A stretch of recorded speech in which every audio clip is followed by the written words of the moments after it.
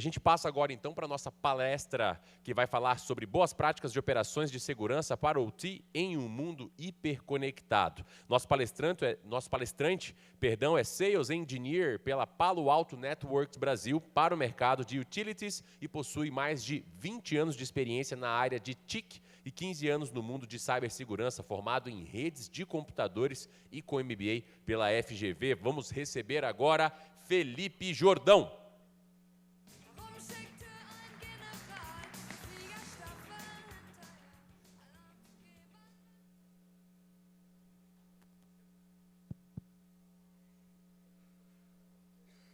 Perfeito. Olá, boa tarde a todos. Antes de mais nada, é um prazer estar aqui. É o meu primeiro class e começando já de uma forma bem privilegiada, né, aqui no palco, para compartilhar com vocês, né, as boas práticas de segurança em um ambiente de OT. E quando a gente fala de hiperconectado, é porque realmente hoje as empresas elas estão passando por essa transformação, né? Vocês devem ter ouvido falar pra caramba de transformação digital. Muita gente entende até que isso é uma tendência, mas, na verdade, na prática já está acontecendo. Talvez de uma forma não tão acelerada no mundo de automação, mas, com certeza, quando a gente olha para as empresas como um organismo só, né, que tem sua área de TI, tem sua área de OT, mas a transformação digital ela vem permeando realmente todas as organizações. Isso impacta, claro, na área de OT, né? Então, no contexto atual da cibersegurança na indústria, uma das coisas que eu queria trazer aqui como um grande desafio que a gente tem hoje nas empresas é que as empresas elas estão se transformando continuamente nessa nova ordem que a gente tem de negócios, e isso acaba alimentando uma superfície de ataque cibernético cada vez maior, que só cresce. E aí eu trago uma reflexão que ela é muito importante. A gente vem falando, as palestras vêm falando da importância da prevenção, né? Prevenir é muito importante. Ter as suas camadas de detecção, ter a sua forma de prevenir contra o ataque. Já foi dito aqui ontem, hoje, algumas vezes, que prevenir é sempre melhor do que você ter que responder ao incidente. Só que esses incidentes eles podem acontecer. É importante que a empresa tenha um plano para responder a esses incidentes. A gente vai falar mais um pouco sobre isso mais à frente, mas a grande questão é que dentro desse contexto hoje de ataques cibernéticos, para todas as empresas, seja IT, seja OT, a gente sabe que existe um desafio muito grande em relação à capacidade de resposta das empresas a ataques cibernéticos. Mais cedo, o colega aqui, o Engler, ele trouxe uns números muito interessantes do tempo que leva para uma ameaça, um ataque, ele ser descoberto, e mais o outro tempo que leva para ser remediado, né? Então, isso é algo extremamente importante. Não só ter prevenção, mas também ter uma forma de poder responder a esses ataques de forma adequada, né? E quando a gente fala desse contexto, vamos falar de tendências e adoções tecnológicas. Muitos aqui podem falar, poxa, eu trabalho na área de automação, OT, né? Por que você vem falar de jornada para a nuvem? Mais uma vez, a gente precisa entender alguns conceitos, né, de segurança, resgatar esses conceitos que foram falados aqui. Quando a gente fala de segurança em camadas, a gente também tem que pensar que a empresa ela possui várias camadas. A camada dela de negócio, portanto, a área de TI. Quando você tem uma área industrial e você tem toda a parte de automação, toda a parte de OT, chão de fábrica, isso são camadas que você tem dentro de uma empresa. Então, a gente também precisa pensar de uma forma mais organizada, mais estruturada, nessas camadas como camadas que permeiam as empresas. E se você hoje tem, a gente vai falar um pouco mais à frente, hoje você tem uma tendência muito grande da integração IT e OT. Então, IT hoje, em qualquer uma das empresas que estão presentes aqui, já tem algum tipo de uso da nuvem. Então, é importante ter esse contexto, que a empresa ela está conectada à nuvem, que existe essa demanda de negócio que faz com que a empresa ela tenha uma jornada para a nuvem e que isso, de certa forma, como você olha a empresa fim a fim, tem sim a sua importância olhando nas camadas que a empresa possui, desde a área de negócio até a área do chão de fábrica. Então,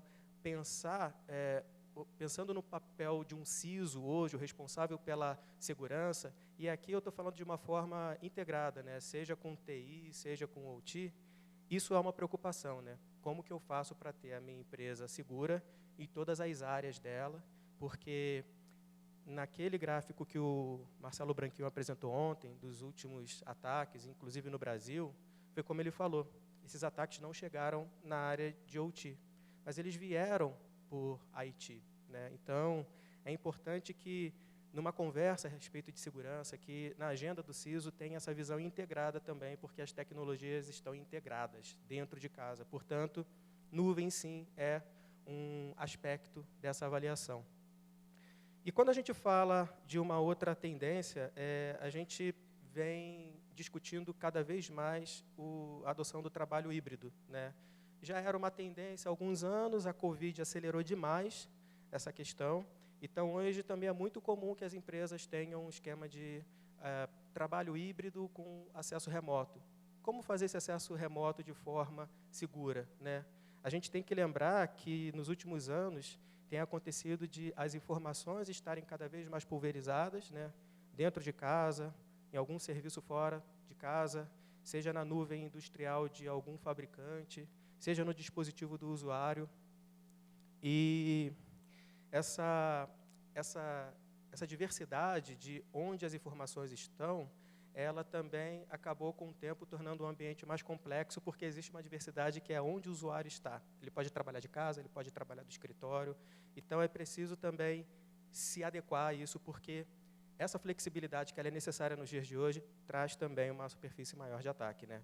E a transformação digital. Quando a gente fala de transformação digital, é claro que aqui vem, nesse contexto, várias tecnologias diferentes. Aqui a gente citou a tecnologia de conectividade WAN, SD-WAN, né?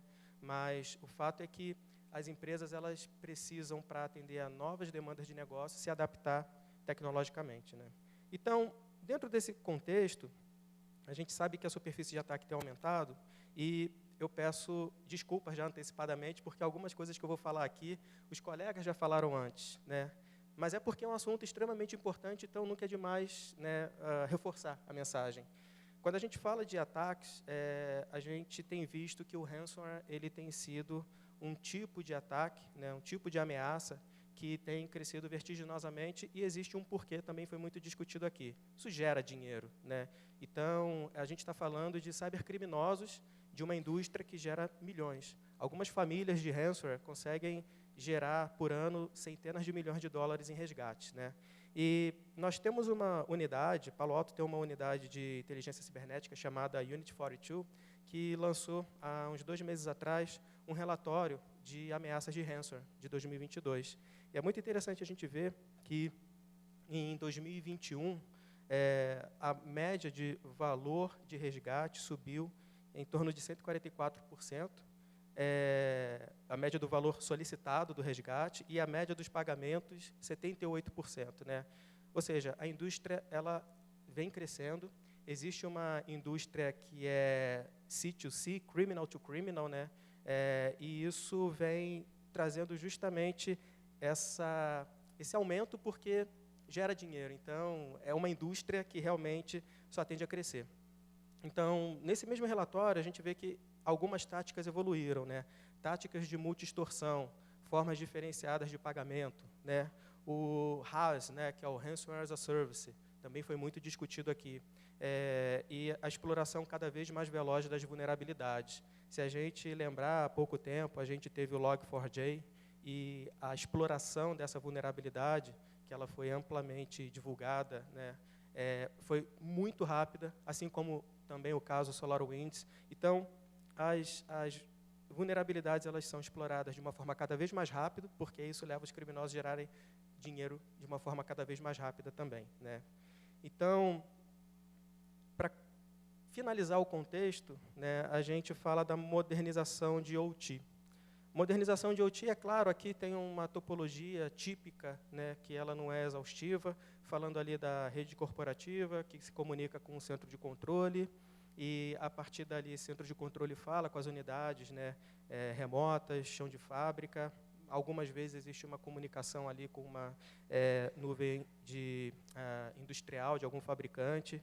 E o fato é que, no meio desse contexto, a gente ainda tem algumas tendências ou algumas necessidades, né, como mais conectividade externa, né, para esses ambientes, indústria 4.0, industrial IoT, integração da TI com TO, virtualização, cloud, 5G, ou seja, são coisas que estão acontecendo tudo ao mesmo tempo e que, de certa forma, como eu falei ainda há pouco, né, por mais que algumas empresas elas mantenham OT, né, e IT de forma separadas, segmentadas, mas a tendência é que cada vez mais você tenha uma integração, porque as empresas precisam consumir mais informações da planta, da produção, em tempo real, porque a transformação digital vem justamente trazendo essa necessidade. Então, é algo que não tem como voltar atrás e a gente precisa justamente se proteger diante desses novos desafios. E como que a gente faz isso nesse mundo que é hiperconectado? Bom, eu vou trazer aqui alguns pilares básicos para a segurança em OT. É claro que essa não é uma discussão exaustiva também. Aqui são alguns pontos que a Palo Alto Networks entende que são fundamentais e importantes, porque, embora a gente fale de muitos problemas de segurança que podem ser resolvidos de uma forma até se baseando em ferramentas avançadas, o fato é que, em muitos ambientes de automação, o básico ele ainda não é feito, né? E é um pouco sobre isso aqui que a gente vai falar. Porque eu posso me preocupar, claro, com as ameaças de dia zero, mas se eu não tenho uma segmentação básica na minha rede, entre os meus ativos de OT, eu estou falando de um problema que, sim, ele pode ocorrer, mas numa infraestrutura que sequer está preparada para eu colocar uma solução que possa tratar isso de forma mais adequada, né? Então, nesses pilares básicos, e mais uma vez, eles não são exaustivos, eles são só pilares para a gente falar de uma parte básica. Eu vou tratar aqui da parte de arquitetura desse ambiente seguro de OT, controle de acesso, como um dos pilares, SecOps, que é Security Operations, operações de segurança, e, por último, a parte de gestão. Tá? Esses 4 pilares, eles juntos, trazem como se fosse uma visão de roadmap para que, nesses ambientes de automação, a gente consiga ter mais segurança. Então, eu vou começar aqui só citando, né, quando a gente fala de arquitetura, que quando a gente fala de arquitetura, é muito interessante a gente ter um norte, né? Poxa, como que eu vou pensar a minha arquitetura? E é legal, é interessante, e eu diria que é até importante, não reinventar a roda. Existem frameworks de segurança para ambientes industriais, existem frameworks de segurança para ambientes, inclusive, de utilities elétricas, mais específicos ainda. Eu trouxe aqui a norma ISA IEC 62443, porque ela é uma norma muito interessante do ponto de vista dela ser bastante abrangente. Se eu não me engano, o Thiago Branquinho amanhã vai falar, inclusive, especificamente sobre essa norma, ele vai se aprofundar mais. Mas é bacana você se apoiar numa norma como essa, porque já é uma norma que ela é já consagrada pelo mercado, né? E poderia ser NIST CSF, poderia ser alguma outra norma, poderia, mas a norma também ela dá um norte, ela não vai te dizer exatamente o que você precisa fazer, mas é interessante na medida em que você não precisa reinventar a roda, você não precisa começar do zero, né? Porque a gente não está sozinho, né, nesse desafio. Então, o interessante é que quando você começa a trabalhar com uma norma dessa, estruturada, você já começa a ter uma atenção mais voltada para coisas básicas, como a gente está falando aqui. Acesso menos privilegiado, né? Ou seja, eu só vou dar acesso para aquele operador em relação para aquilo que ele precisa de fato acessar, né? Não dar um acesso full à rede e ele acessa o que ele precisar, porque acesso demais é um problema. Então, acesso menos privilegiado, defesa em profundidade, ou seja, ter as minhas camadas de segurança, análise de risco, né, porque as decisões elas precisam ser tomadas também baseadas justamente num resultado de análise de risco. Então, esse é um mapa muito interessante que dá um norte de como começar se você não tem nada. Tá? E uma coisa que é interessante quando a gente fala da norma IEC 62443 ou qualquer uma outra norma é como que a gente implanta esses mecanismos, né? E uma forma muito interessante de implantar esses mecanismos é justamente utilizando tecnologias de faros de próxima geração, né? Esses faros de próxima geração, como o faro de próxima geração da própria Palo Alto Networks, ele permite que vocês consigam fazer, nesses ambientes, uma inspeção bastante detalhada do tráfego que passa nesses ambientes, entender os protocolos e as aplicações de automação, porque isso é importante. Não adianta você dizer que você permite o tráfego ir do host A para o host B num determinado protocolo, numa determinada porta. Você precisa entender qual é a aplicação que está passando, para saber se ali, indo até a camada 7, realmente está passando, além daquela aplicação que precisa passar, alguma ameaça, alguma tentativa de exploração de vulnerabilidade, né? Então, um Next Generation Firewall vai trazer essa capacidade de vocês conseguirem ter visibilidade e controle sobre as aplicações, sobre o tráfego que passa nesse ambiente. E a ideia é que, justamente com a implantação de um elemento de firewall de próxima geração, vocês consigam implantar também uma arquitetura que permita o uso de zonas e conduítes, né, como a própria norma prevê. Porque, com isso, você consegue fazer uma diferenciação de qual tráfego pode passar para onde, né, e com os critérios que podem levar em consideração quem é o usuário, quem é a aplicação, em qual horário. Então, notem que a gente está falando de começar a ter mais controle sobre esse ambiente que, muitas vezes, por uma questão histórica, nunca foi pensado em segurança.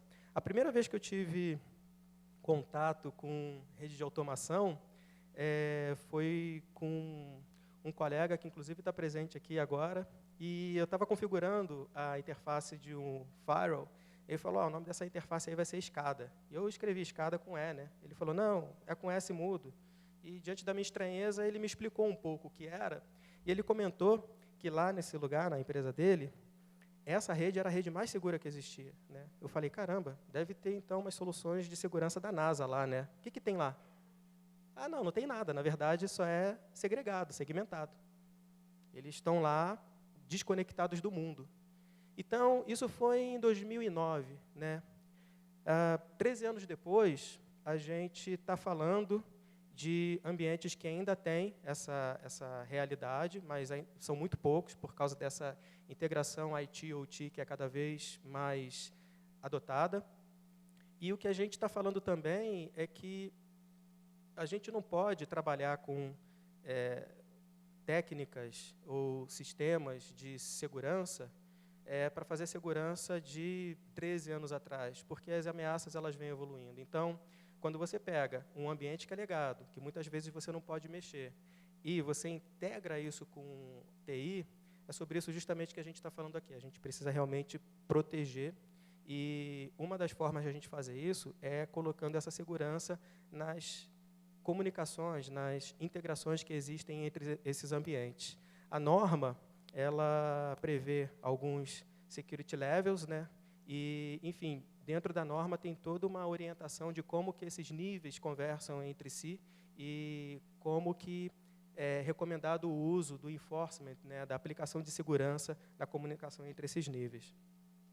E tem uma coisa que é muito interessante. Quando a gente fala de segmentação de rede, um dos maiores problemas que a gente enfrenta é, historicamente, a rede que está aqui de automação, ela foi criada como uma rede flat, né? É 1/24, é 1/16, é uma rede onde está todo mundo no mesmo domínio de broadcast. Como que eu faço segurança nisso se eu não posso mexer nessa rede, né? Existem formas de fazer isso.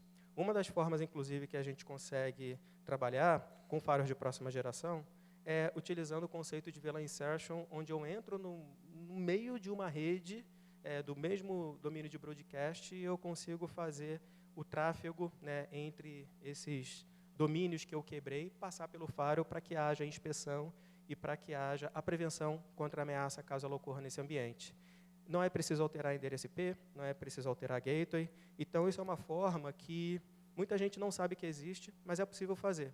Eu não digo que é sem impacto, mas é com impacto muito mais baixo no ambiente do que você ter que mudar a arquitetura de uma rede que já está implantada, em produção e que não pode ter nenhum tipo de alteração, né? E quando a gente fala ainda da ideia de arquitetura, a gente tem que pensar na questão do acesso remoto, né? Como que é feito o acesso remoto ao ambiente? Esse acesso remoto é feito por um canal seguro? Uma VPN? Ok. Qual que é o método de autenticação? Tem MFA? Você está fazendo uma validação do dispositivo desse usuário? Porque é claro que a gente precisa fazer a autenticação, saber se aquele usuário é quem diz ser, né? Mas a gente precisa, hoje em dia, de mais informação, mais contexto.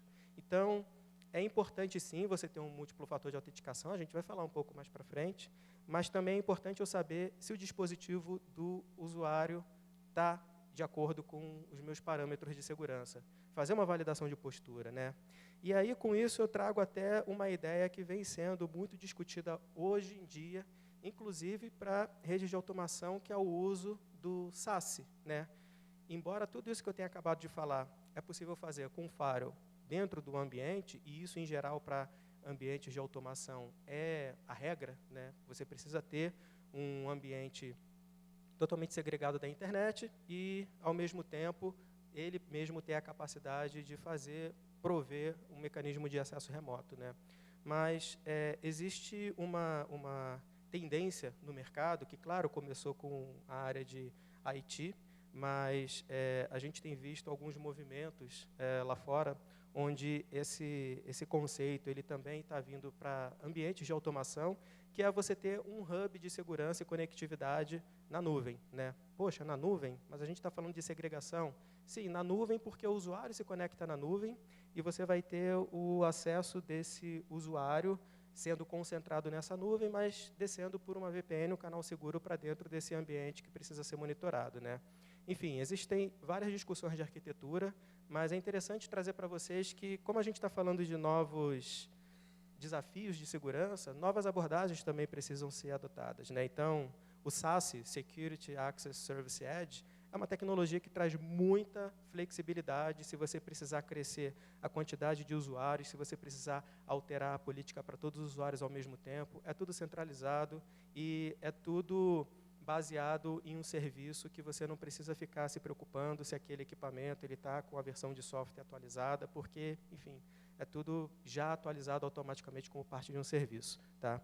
E esse conceito, ele começa a lançar as pedras fundamentais, né, para que vocês possam implantar uma arquitetura de Zero Trust Network Access, porque, como estava até no slide anterior, né, fala-se muito de Zero Trust, né? E a ideia do Zero Trust ela é uma ideia muito importante. Você nunca pode acreditar, você sempre tem que validar. Você não pode confiar simplesmente no usuário porque ele está dentro do ambiente da empresa. Você tem que saber se aquele usuário ali realmente ele é o usuário que diz ser, se ele está com o dispositivo correto, se ele está fazendo o acesso à aplicação correta, porque ele pode estar com o dispositivo correto, ele pode ser quem ele diz ser, mas ele pode estar insatisfeito com a empresa e querendo fazer uma coisa diferente, né?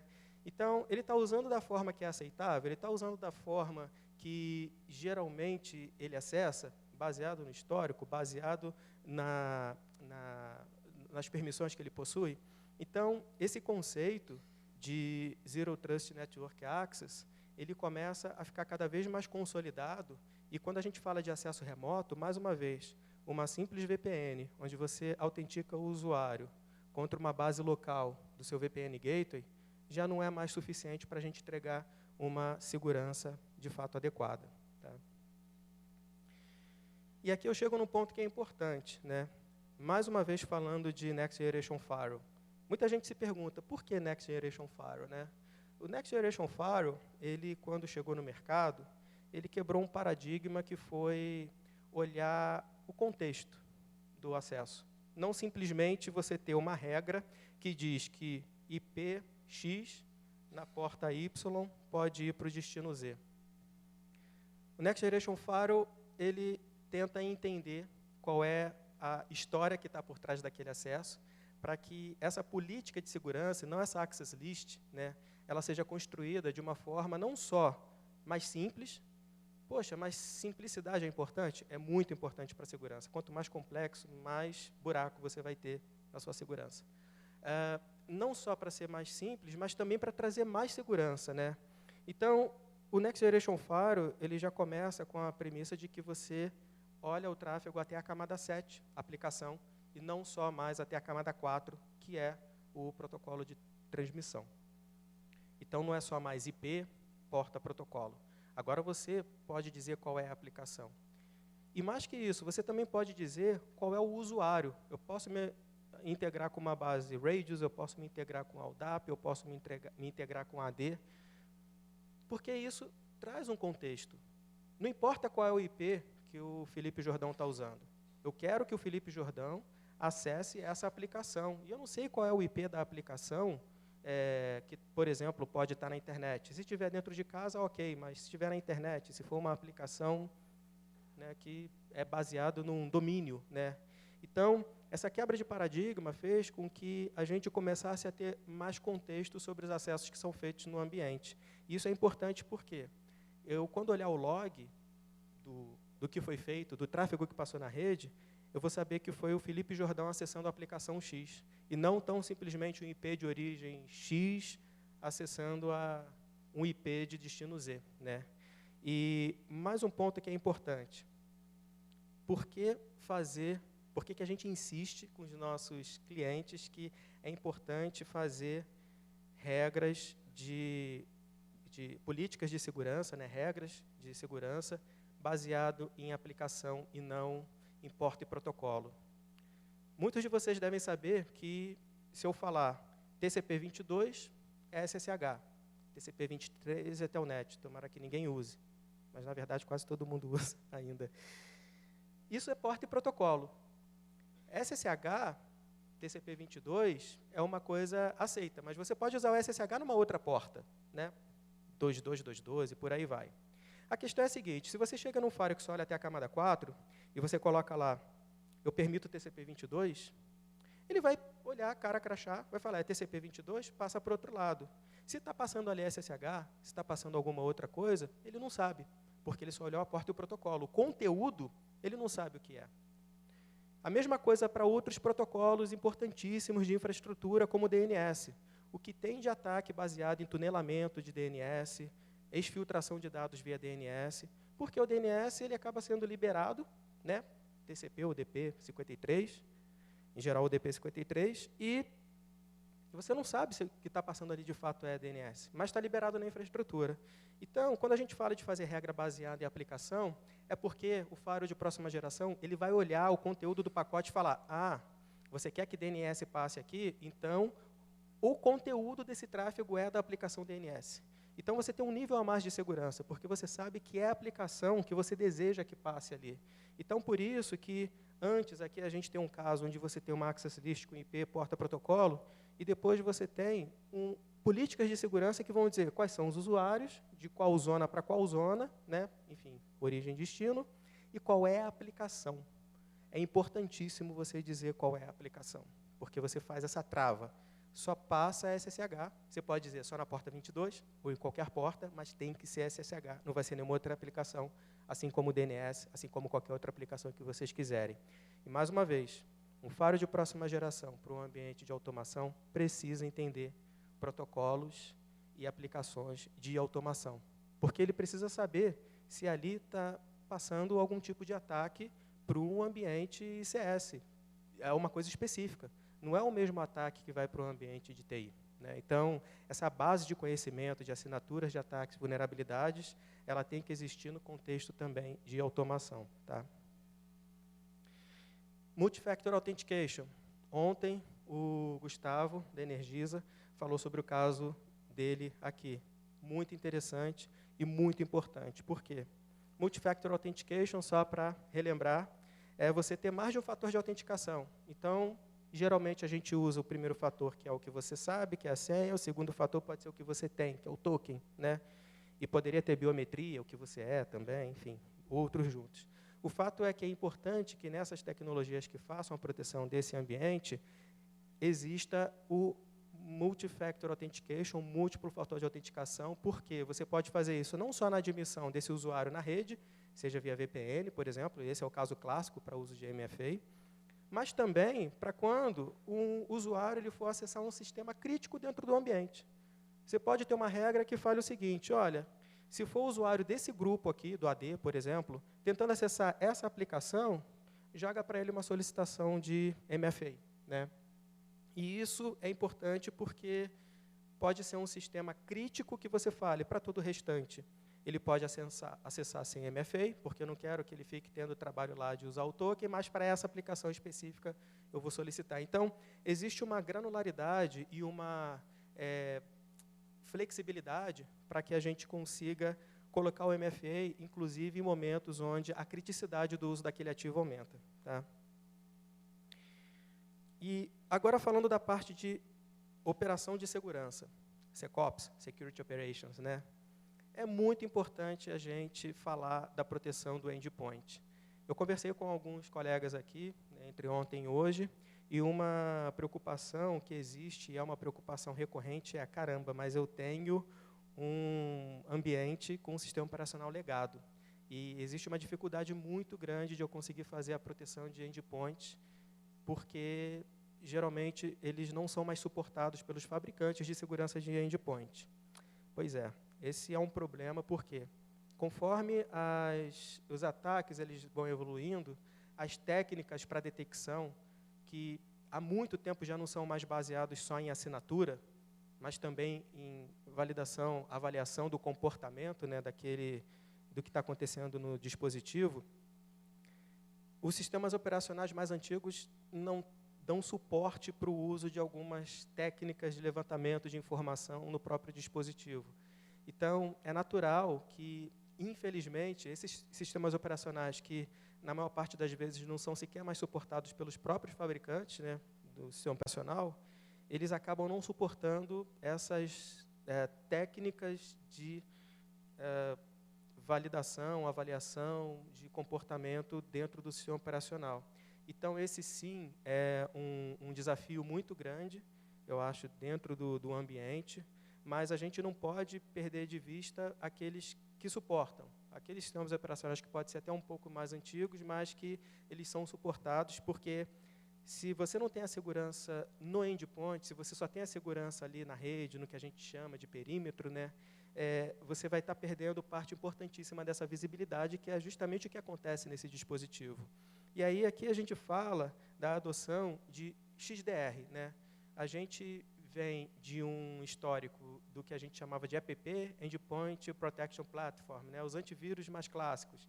E depois a gente teve EDR, Endpoint Detection Response, e o XDR são as plataformas de Extended Detection Response. Então, é uma evolução do EDR, onde você, em geral, consegue integrar não só informações do próprio dispositivo, mas também informações sobre o que está acontecendo no ambiente de rede. Porque quando a solução de endpoint ela olha para o próprio dispositivo, ela consegue contar uma história sobre o que aconteceu ali. Mas quando você tem a informação também do que aconteceu na rede, você tem um contexto maior para poder correlacionar e falar, bom, a história completa ou a história mais completa é essa aqui.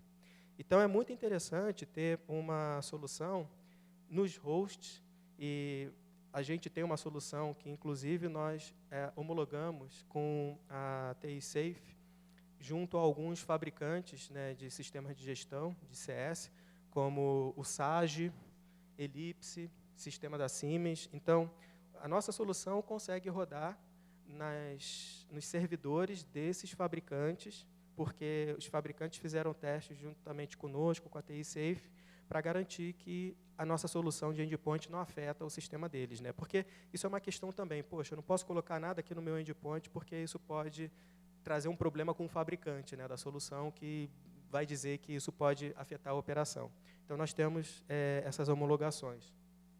E o que é interessante que essas soluções tragam? Né? Funcionalidades que permitam isolar esses endpoints caso eles sejam infectados, que exista a possibilidade de restaurar essas máquinas, né, de uma forma rápida, né, acessar até por linha de comando essas máquinas no momento que você precisar isolar para fazer algum tipo de intervenção que seja necessária. É uma caixa de ferramentas que vai permitir que vocês tenham um controle maior e uma resposta mais rápida, justamente quando você tiver um possível comprometimento de um endpoint. E, bom, existe uma questão no mundo de tecnologia como um todo que acaba entrando em conflito com o mundo de automação como um todo. Né? A gente sabe que o mundo de automação, eu falei lá daquele papo com meu amigo em 2009, né, falando da segregação da rede, de lá para cá existe uma integração com TI, né, de OT em geral, em muitos ambientes, mas a rede de OT ela continua sendo segregada por natureza. Né? Ela está integrada à TI, mas existe um firewall ali segregando as redes. E, dependendo do setor, por força até regulatória, não pode haver sequer acesso à internet desse ambiente de IoT. Bom, qual que é a questão que existe, né, aí, que é um pouco conflituosa? Quando a gente fala de segurança, é natural que vocês vejam que as soluções de segurança, elas precisam e dependem cada vez mais de fontes de informação de inteligência cibernética que cada um dos provedores de tecnologia acabam trazendo, né? Por que isso? Foi-se o tempo que você poderia ter um firewall que você instalava no seu ambiente, colocava aquelas regras lá baseadas em IP, porta e protocolo, e isso resolvia o problema de segurança. Não é mais assim há muito tempo, né? Para todas as pessoas que eu conversei entre ontem e hoje, eu falei sempre a mesma coisa, né? Eu fiz aquela analogia, que é uma analogia clássica do aeroporto. Bom, muitos de vocês, né, vieram de avião, passaram pelo aeroporto, e aí existe uma primeira camada que a gente poderia falar que é uma camada de controle de acesso, de validação. Você tem um cartão de embarque? Se você tem, antigamente era o carinha da Infraero, agora em vários aeroportos já tem aquela leitura lá do QR Code. Se você tem, você passa para dentro. Isso daí é a lista de acesso, né, com IP, porta e protocolo. Tem o cartão de embarque, passa para dentro. Agora, se naquela mala de mão que eu estou levando para dentro, eu estou levando granada, bomba, o que quer que seja, esse sistema, seja o carinha, seja o leitor de QR Code, ele não está se importando, ele não sabe o que eu estou levando para dentro, né? Então, o fato é que, quando a gente fala dessas tecnologias, de olhar a aplicação, olhar o conteúdo, é justamente sobre isso. Ok, uma vez que é permitido, existe alguma tentativa de exploração de vulnerabilidade? Existe uma tentativa de ataque, né? E, nesse contexto, como os ataques eles são cada vez mais dinâmicos, eles só crescem em quantidade. A gente viu aí ao longo de ontem, hoje, e deve ver ainda amanhã, vários números falando só de problemas de ransomware, número que cresce, famílias novas e tudo mais. A base de conhecimento em relação a esses ataques, ela só cresce. E não dá para você colocar isso dentro de um dispositivo só, porque mesmo que você conseguisse colocar, pelo tamanho da base que seria, ela vai ser continuamente atualizada. Enquanto a gente está aqui, ela está sendo atualizada. Então, é muito importante que essas tecnologias elas consigam ter algum nível de conectividade com a nuvem do fabricante, justamente para conseguir consumir essa informação qualitativa, né, sobre inteligência cibernética. E aí entra o próprio XDR. Por quê? Se você tem uma solução de XDR e alguém foi atacado em outro lugar, esse ataque foi descoberto, automaticamente essa nuvem ela é atualizada e você já vai saber que, se acontecer uma coisa muito semelhante com você, provavelmente é aquele problema que já aconteceu antes e agora a nuvem já tem conhecimento. Bom, aí eu volto lá no início, né, dessa parte aqui que a gente estava comentando. E as redes de automação que precisam ser segregadas, né? Como que a gente faz? Então, é muito importante que essa solução, ou que essas soluções que vocês possuam de próxima geração, né, seja de firewall de próxima geração, seja de endpoint de próxima geração, tenha um broker de comunicação. Ou seja, esses endpoints eles não vão falar diretamente com a internet. Eles falam com esse broker e esse broker faz esse papel para eles, né? Com isso, você mantém a segregação do seu ambiente e, com isso, você mantém esse seu ambiente também totalmente atualizado em relação ao que há de mais novo e constantemente sendo atualizado em relação aos ataques na internet. Tá? Bom, ainda em relação à parte de operações de segurança, é muito importante também ter um contexto do que está acontecendo, justamente buscando correlacionar essas informações, seja de endpoint, seja da rede, seja do usuário, seja da aplicação. E tem uma coisa que é muito importante também, fontes de ameaça, de inteligência cibernética, né, ou de threat intelligence, inteligência de ameaças. Por que isso é importante?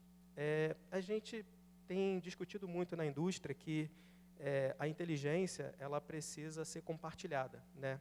Então, existem, claro, as nuvens de inteligência de cada um dos fabricantes, que é mantida por cada fabricante. A Palo Alto tem a dela, os outros fabricantes, cada um tem a sua.